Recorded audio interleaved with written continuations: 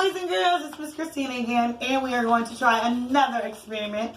This time we're going to use apple cider vinegar. I have 1 cup of apple cider vinegar, and then I have my balloon, and I have my 2 teaspoons of baking soda in here. So I'm going to very gently pour the vinegar inside my water bottle. There we go. And I'm going to, this time I used a white balloon, so I'm going to securely put my balloon on top of my water bottle, just like this. Please hold your water bottle and then gently lift it up and pour the baking soda in.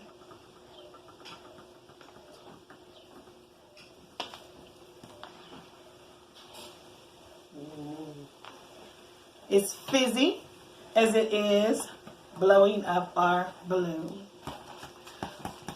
One cool thing about this is you can reuse the balloon and do it over again. The more vinegar you put in, the higher your balloon will rise. Try this at home. Please make sure you get a parent before you do it. And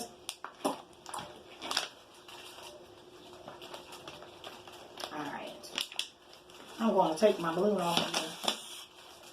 There you go. We wish you well.